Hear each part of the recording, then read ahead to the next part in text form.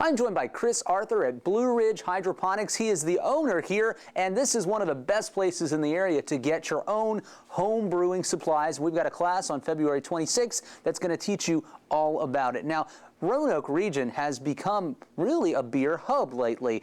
Tell us, for folks doing it on their own, how hard is it to brew beer?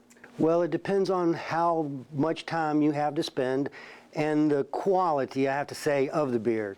So this kit here would take 30 minutes to set up. Then they take about a month to get into the bottles, and then you have about 14 days for carbonation.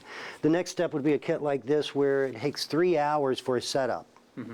And this is the best kit we would expect to start off with, and it also makes one of the best quality beers too, and the most variety.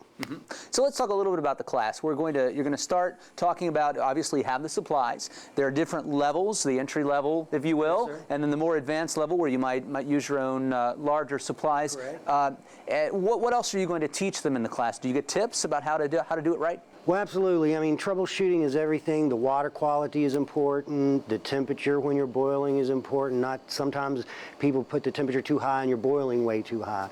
But the other thing is that we'll be able to supply the equipment, show them what type of equipment they need. They could do a real simple setup. I mean, we've been making beer for ages, and so the quality has gotten a lot better. Now we do closed fermentation where we try to reduce the amount of wild yeast that gets into the beer. If someone's thinking about doing this at home, how much are you going to need to invest, at least initially, to make this hobby a reality?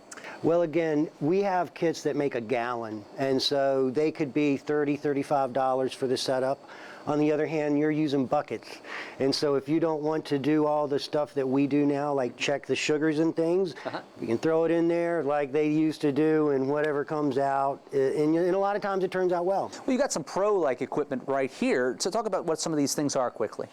In the old day, we're starting to phase over from the carboys over to a conical fermenter. This is one of the newer ones that has come out. And the ability of this to remove the yeast after the primary fermentation where alcohol is being made is an important thing, and this reduces the chances of contamination, which is we're very concerned about, and it also reduces the amount of time you need to spend by 80%. Wow, so you reduce the time and the end result has better quality beer. That's one good tip, and you'll get plenty more great tips if you take the class here February 26th, or just stop by the store, Blue Ridge Hydroponics, and learn all about what it takes to brew at home.